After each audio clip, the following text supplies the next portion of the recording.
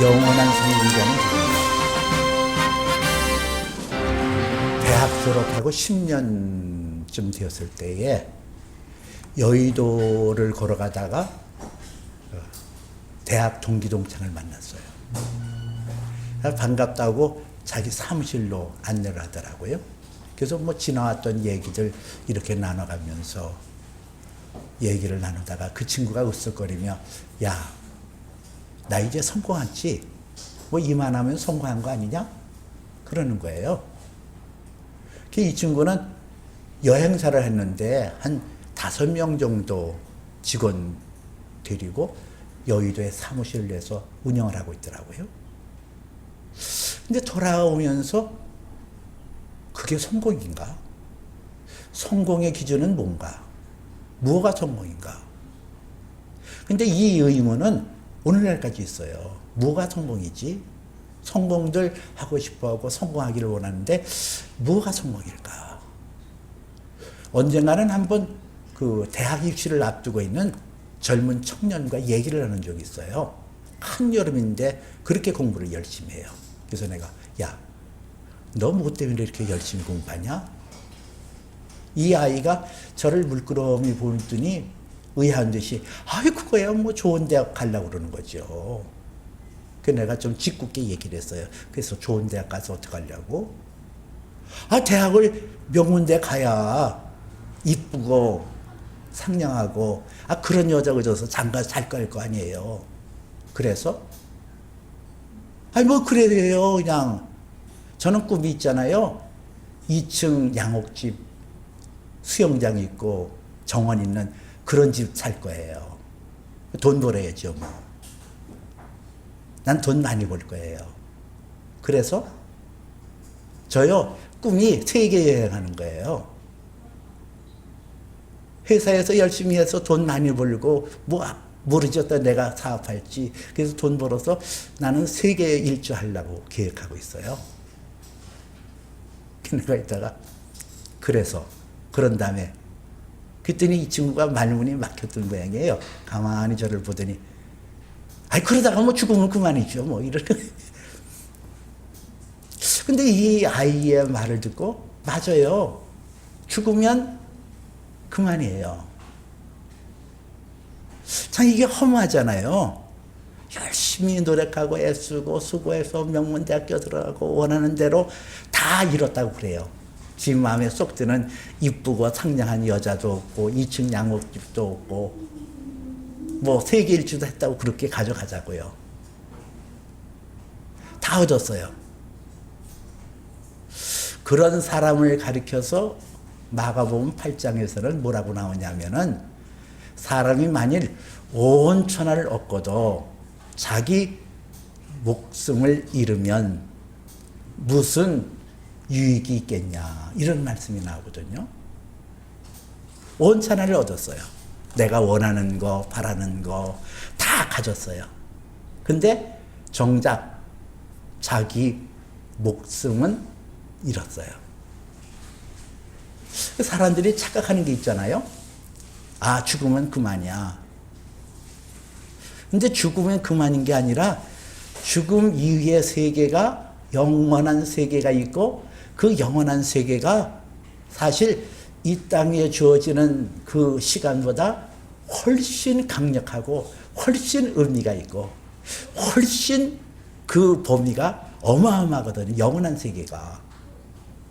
그 영원한 세계에 합당한 생명을 얻지 못한다고 한다면 이 세상에 있었던 그 모든 성공이라고 자랑하고 성공이라고 내세웠던 것이 가치가 있을까? 의미가 있을까? 다 물거품처럼 사라질 거 아니냐는 얘기죠. 그런 진정한 성공은 뭘까? 여러분, 진정한 성공은 뭐예요? 여러분은 어떤 게 성공이라고 생각해요? 우리는 이 유한한 인간이 살잖아요. 이 세상에서. 생명이라는 게 누구나 장구하게 뭐 영원토록 사는 게 아니라 이 세상에 주어진 시간대에서 우리의 삶의 그 시간은 사실 그렇게 긴 게 아니에요. 그 유한한 인간이 꿈꾸고 그 유한한 인간이 바라는 것이 이루어지는 게 그게 성공이 아니라 영원한 세계까지 펼쳐지고 영원한 세계까지 변하지 않는 거, 가치 있는 거, 그리고 의미가 있는 거, 이것을 이루는 게 그게 성공 아니겠냐는 얘기죠. 그렇다고 한다면 성공이라는 것은 하나님의 뜻이 하늘에서 이루어진 것처럼 이 땅에 이루어져야 돼요. 주기도문에서 그런 내용이 나오잖아요. 뜻이 하늘에서 이루어진 것처럼 땅에서도 이루어지게 하옵소서. 지난 시간에 우리 삼위일체 비밀에서 그 성부 하나님의 로고스, 하나님의 말씀은 모든 창조의 비밀과 한 사람 한 사람 그 영혼들에게 대한 모든 계획이 그 로고스 말씀에 다 담겨 있다 그랬잖아요. 그 로고스 말씀이 우리 안에 떨어져서 우리 안에서 그 말씀이 성취되어졌을 때 그거를 성공한 사람이라 이렇게 얘기할 수 있어요. 그러면 전 우주에서 가장 성공한 분은 누구예요? 말씀이 육신되어 이 세상에 오심에 우리가 그의 영광을 보니 하나님의 영광이요 독생자의 영광이로라 하는 요한복음 1장에 나와 있는 예수 그리스도. 말씀이 육신이 되어 오셨다. 말씀이 성취되어졌다. 그 예수 그리스도는 하나님의 말씀인 로고스가 그 안에 완벽하게 성취한 분이에요. 그래서 예수님께서는 마태복음 28장에서 그 십자가의 고난과 십자가의 죽음을 통하여 다시 살아나시고 살아나신 직후에 많은 제자들을 향하여 이렇게 말씀하시잖아요.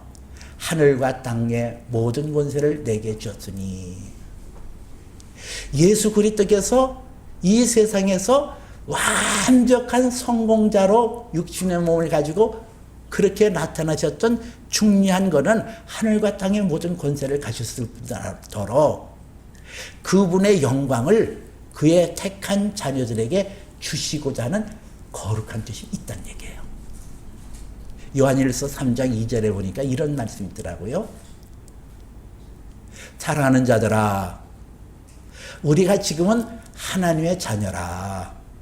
장래 어떻게 나타날지 아직 나타나지 아니하였으나 그가 나타나시면 우리가 그와 같을 줄을 아느니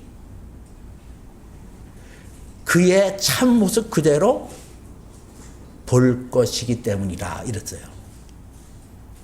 여기 보니까 하나님의 아들 예수 그리스도가 나타나실 때에 우리가 그와 같을 줄을 아는 것이라고 얘기를 했어요. 예수 그리스도가 부활하여 영광스러운 몸으로 나타난 그 모습이 저와 여러분들의 모습이라는 거예요. 근데 이것이 그냥 우연찮게 그렇게 되어진 것이 아니라 예수님의 마음이 그러는 거거든요. 요한복음 17장 22절에서는 뭐라고 나왔냐면은 내게 주신 영광을 내가 그들에게도 주었사오니 우리가 하나가 된 것 같이 저들도 하나가 되려 함이니이다. 이 요한복음 17장에 있는 말씀은 예수님께서 십자가에 못 박히기 전에 아주 진지하게 겟세마네 동산에서 기도했던 내용이거든요. 유언같이 그렇게 하나님 앞에 간절한 마음으로 기도했는데 그것이 하나님과 예수 그리스도가 하나가 된 것처럼 그의 택하신 자녀들도 하나가 되어진다. 이 하나가 되어진다는 것은 예수님의 영광과 존귀가 내 것이 된다는 거예요. 예수님은 말씀이 육신이 되어서 온 우주 가운데 가장 뛰어난 성공자요. 변함이 없는 영원한 성공자로 우뚝 세움을 받았거든요. 그 성공하신 예수 그리스도의 이름으로 저와 여러분들이 예수님의 권세, 예수님의 능력을 받기를 원하는 거예요. 요한복음 1장 12절에도 영접하는 자 곧 그 이름을 믿는 자들에게는 하나님의 자녀가 되는 권세를 주었느니라 그랬잖아요. 이 권세가 예수 그리스도에게 나타난 그 권세를 말하거든요.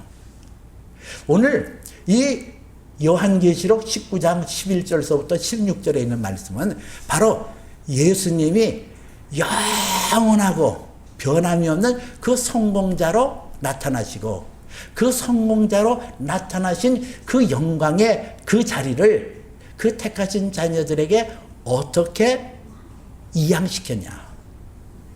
어떻게 저들도 같이 하나님의 영광의 대열에 들어설 수 있도록 하시냐. 그것을 말씀하고 있어요.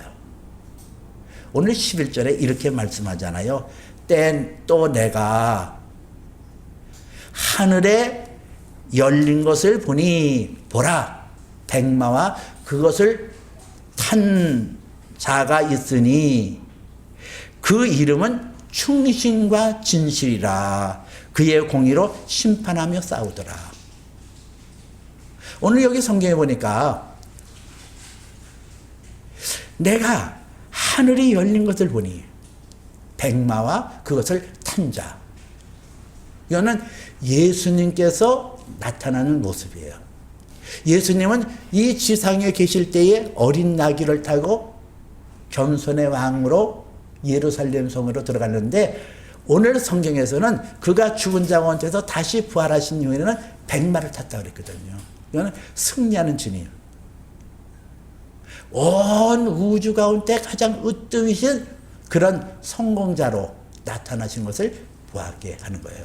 근데 그 이름이 충신과 진실이라. 그가 공의로 심판하며 싸우더라 그랬어요. 이 충신과 진실. 하나님의 말씀을 순종했다는 거예요. 아버지의 말씀대로 그 말씀에 순종하고 그 말씀에 따랐더라. 그랬더니 그 예수 그리스도에게 능력이 나타났는데 공의로 만국을 심판하며 싸우더라 그랬거든요. 그가 공의로 심판하며 싸우더라. 그러면서 그 예수 그리스도의 모습이 이렇게 나와요. 그 눈은 불꽃 같고 그 머리에는 많은 관들이 있고 그 눈은 불꽃 같고 이 불꽃 같다. 그것은 하나님의 자녀들을 불꽃 같은 눈으로 보고 계시다는 거죠. 감찰하시는 주님. 그 머리에는 많은 관들이 있고 이랬어요. 많은 관들이라는 것은 영어 성경에 보니까 many crowns라고 그랬어요.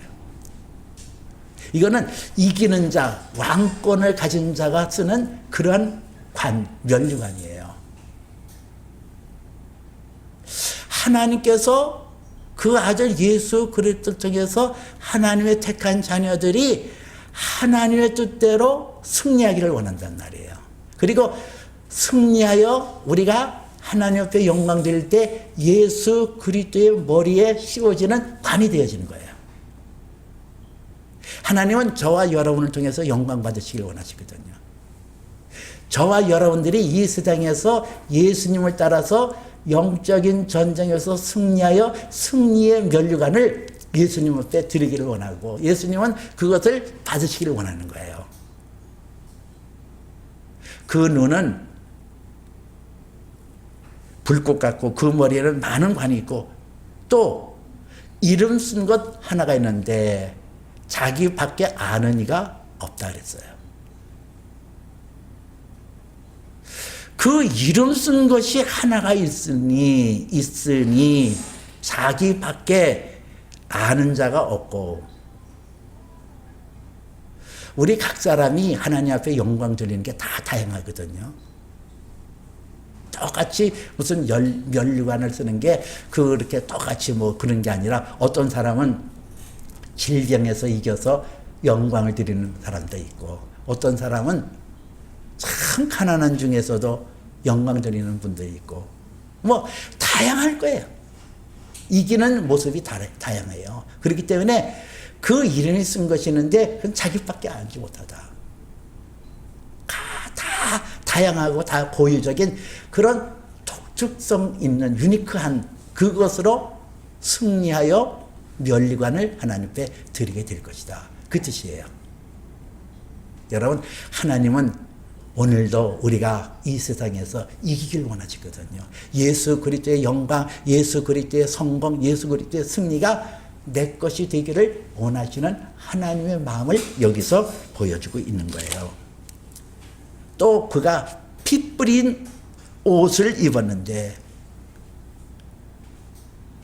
그 피 뿌린 옷을 입었는데 그 이름은 하나님의 말씀이더라 그랬어요. 말씀이라 칭하더라. 그 하나님의 아들이 백마를 타고 나타났는데 그 옷은 피 뿌린 옷이라 그랬어요.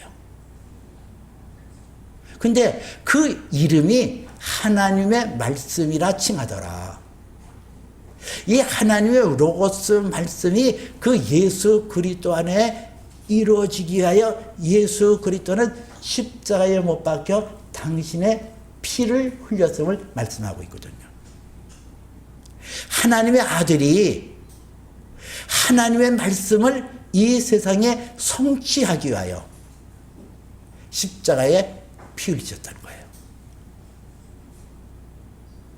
이게 아이러니죠. 어떻게 하나님이 사랑하는 그 예수를, 그 말씀이 그 안에 응하고 그 말씀이 성취하기 위하여 십자가에 못 박아 피 뿌리겠나. 이게 참 의미심장한 거거든요. 근데 이 피 뿌린 옷, 그 옷을 그 다음 절과 대비해서 우리가 살펴봐야 돼요. 14절 보니까 하늘에 있는 군대들이 희고 깨끗한 세마포 옷을 입고 백마를 타고 그를 따르더라. 이것은 저와 여러분들이 장차 예수 그리스도 안에서 성공한 자요 승리한 자로 나타날 때의 모습이에요. 예수님께서 피 뿌린 옷을 입었더니 우리는 희고 깨끗한 세마포 옷을 입었다. 그리고 예수님처럼 백마를 타고 예수님을 따르는 무리가 되어졌다는 거예요. 이거는 이중적인 얘기거든요. 우리가 장차 예수 그리스도와 함께 영광의 대열에 참여할 것이다 라는 말씀과 더불어 오늘 이 땅에 살 때 이 천사는 구원을 얻을 후사를 위하여 섬기라고 보내심을 받은 자가 아니냐 한 것처럼 많은 천군 천사를 우리들에게 보내주셔서 이 땅에서 하나님의 말씀을 지키고 그 말씀이 내 안에 성취되도록 돕기 위해서 하늘의 군대들을 우리에게 보내신다는 거예요. 그래서 우리가 예수 그리스도의 영광, 예수 그리스도의 성공의 대열에 들어서도록 하는 이중적 의미가 있어요. 그러면서 오늘 15절에 그의 입에서 예리한 검이 나오니 그것으로 만국을 치겠고 그들을 철장으로 다스리겠고, 여기 보니까 그 입에서 예리한 검이 나오니 그것으로 그들을 치겠고 그들을 철장으로 다스리겠고, 치겠고 다스리겠고.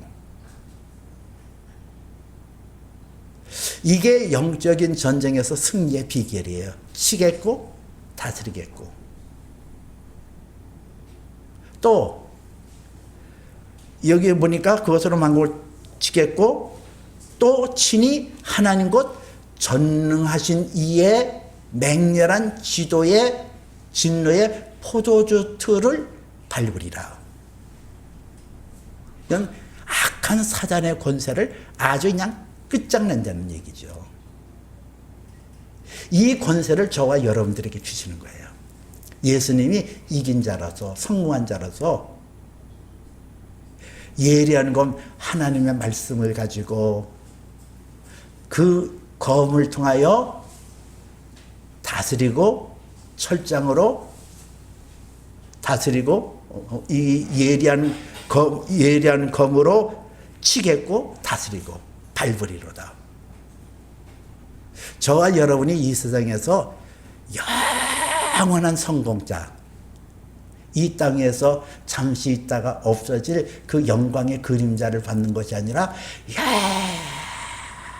영원히 빛나고 아름다운 그런 성공자로 수용받기 위해서는 예수 그리스도의 발자취를 따라 가야 되거든요. 예수님의 가신 길을 내가 가는 거, 이게 중요한 거예요. 근데 16절에 보니까 그 옷과 그 다리에 이름을 쓴 것이 있으니 만왕의 왕이요 만주의 주라 하였더라 그랬어요. 그 예수님의 옷과 그 다리에 이름을 쓴 것이 있으니, 그것은 예수님 스탠드업 딱 서 있는데 그 이름이 만왕의 왕이요 만주의 주라 하더라 그랬어요. 여러분, 이 세상에서 유산 받는 사람들 있잖아요. 아버지로부터 돈 많이 물려받았어요. 그래서 부자가 됐어요. 돈이 많으니까 뭐 대학도 이렇게 설립해주고 그래서 뭐 명예 박사도 받았어요. 이 사람은 사실 가치가 없어요. 그렇잖아요. 아버지로부터 돈 많이 물려받아서 무슨 부자가 되어지고 그 돈 많은 걸 가지고 대학에 기부했더니 명예 박사 받고, 그거 의미가 없거든요. 그러나 자기가 노력해서 애쓰고 힘써서 그래서 부자가 되어졌고 박사가 되었어요. 그 가치가 있어요. 여기서 예수님께서 그 옷과 그 다리에 이름을 쓴 것이 있는데 만왕의 왕이요 만주의 주라 하였더라 한 것은 예수님께서 하늘에 계신 아버지의 로고스 말씀을 그 마음판에 새기고 그 마음판에서 그 말씀이 성취되기 위하여 갈보리 십자가에 못 박혀 죽기까지 순종했던 그 결과로 얻어진 거예요.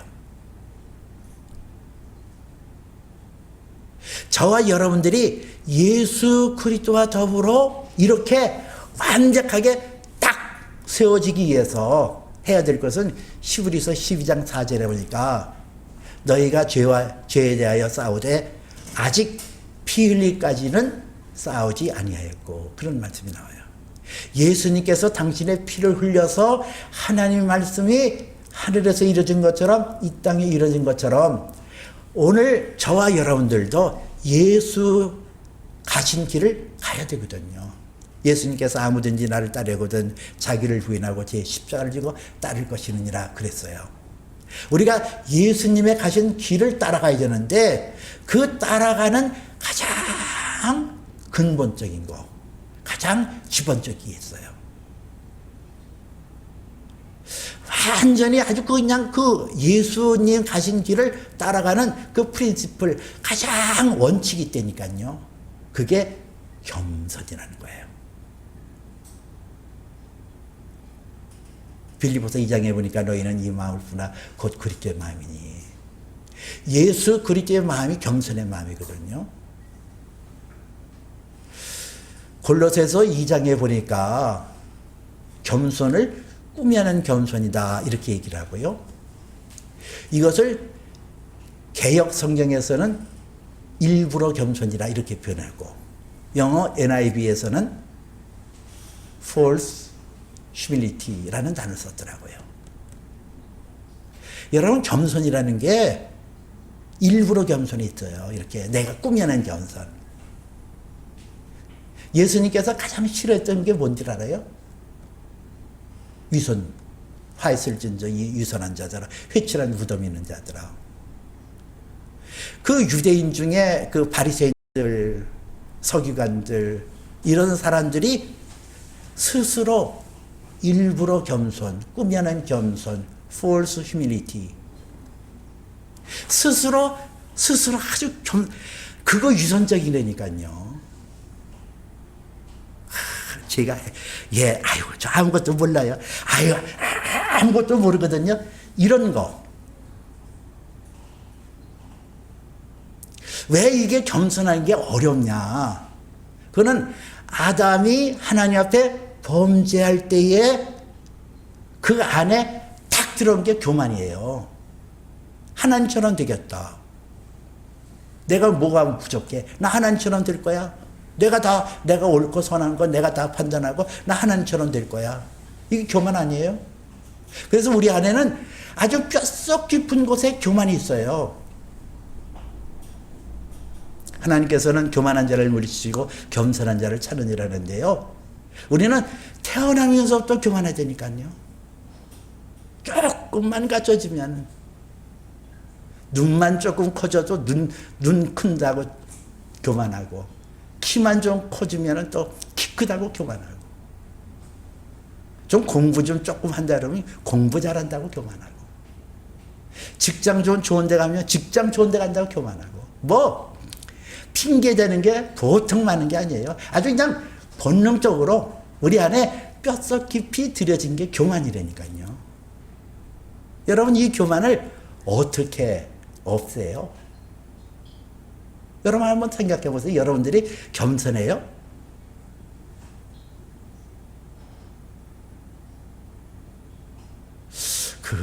겸손한다는 게 그게 어려운데요. 교만하잖아요. 한번 살펴보세요. 이 교만을 내 힘으로 몰아낼 수도 없고, 이 겸손이라는 것을 내 힘으로 얻을 수 없는 거예요. 그래서 베드로전서 5장 6절에서는 그러므로 하나님 능하신 손에서 겸손하라, 때가 되면 너희를 높이시리라 그랬거든요. 이건 하나님의 능력 안에서 겸손할 수밖에 없는 거예요. 내 힘으로 안 된다니까. 위선 떨지 마세요. 스스로 내가 겸손하다고 외치지 마세요. 아니에요. 여러분들이나 저나 아주 뼛속 깊이 교만덩이라니까요. 노력해도 그거 안 깨져요. 노력해도. 애써도 안 돼요. 하나님이 능력 주시는 데서 능치 못할 일이 없느니라는 것처럼 우리가 하나님의 능하신 손 아래 들어가야 돼요. 하나님의 능하신 손이 뭐예요? 사무엘상 2장에 보니까 하나님께서는 가난하기도 하시고 부하기도 하시고 낮추기도 하시고 높이기도 한다.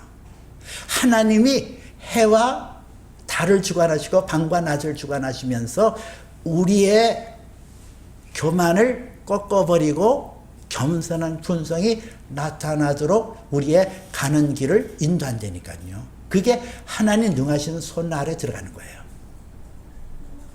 여러분들, 나는 왜 이렇게 가난하게 살아야 돼? 왜 돈에 쪼들리고 살아야 돼? 왜 나는 왜 이렇게, 그런 거는 교만을 깨뜨리고 겸손을 이루는 하나님의 손길이거든요.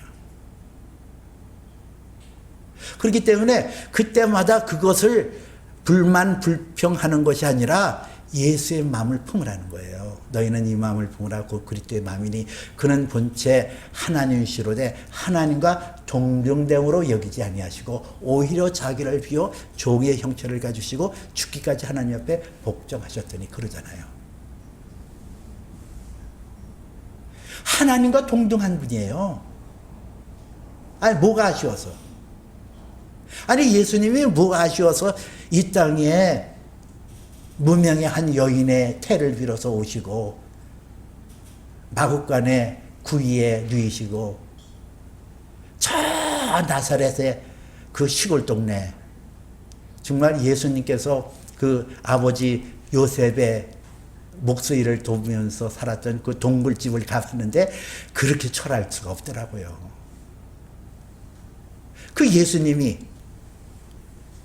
그 당시에 그 목수는 가장 이렇게 천민 중에 하나예요. 거기서 목수일하고 석수일하고, 그리고 끝내는 십자가에 못 박여 벌거벗겨 죽음을 당하시잖아요. 나이 33세. 근데 예수님의 그 모습을 가만히 살펴보세요. 그러한 환경과 여건이 전부 다 하나님의 사랑이 아닌 것처럼 보이잖아요. 하나님께서 사랑하는 자를 이렇게 천대하시나? 이렇게 하나님께서 사랑하는 자를 이렇게까지 낮추시나? 근데 예수님은 그것을 아멘 하고 받아들이잖아요. 원망했다는 얘기 있어요? 불평했다는 얘기 있어요? 없어요. 오히려 하나님 앞에 감상으로 나갔던 예수님. 그것이 우리가 따라가야 될 길이라니까요. 내게 주어진 거, 병들었던 거, 실패했던 거, 가난했던 거, 이런 것들은 다 겸손으로 초청하는 거거든요. 우리가 예수 그리스도의 마음을 본받아서 낮아질 때에 하나님 능하신 손에서 겸손할 때가 되면 높이시리라. 이 높인다는 게 성공자로, 영원한 하나님 나라의 성공자로 세우겠다는 하나님의 뜻이거든요.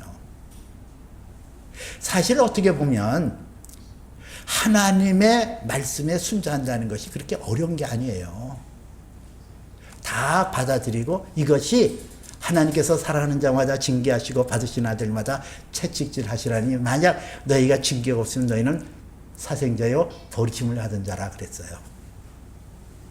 하나님께서 나를 징계하시고 채찍질할 때에 이것도 사랑이야. 이게 억지예요? 아니에요. 그게 사랑이에요. 그 사랑이라고 인정하고 받아들일 때 우리 안에 예수 그리스도의 품성이 젖어들고 예수의 품성인 겸손한 사람으로 바뀌어버리거든요. 그러면서 그 겸손하여 낮아질 때에 하나님의 말씀이 하나씩 하나씩 성취되는 거예요. 말씀이 내 안에.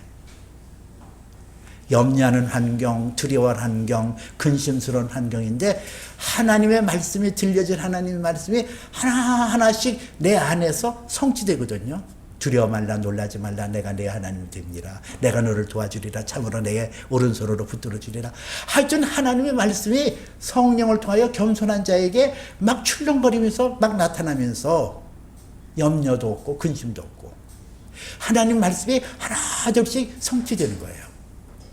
예수님에게 이했던 그 말씀이 성취되는 것처럼 예수 그리스도를 믿고 따르는 자들에게 하나님의 말씀이 하나씩 성취되어지면서 그 말씀이 성취되어지는 그것이 성공자의 지름길로 가는 모습이라는 거죠.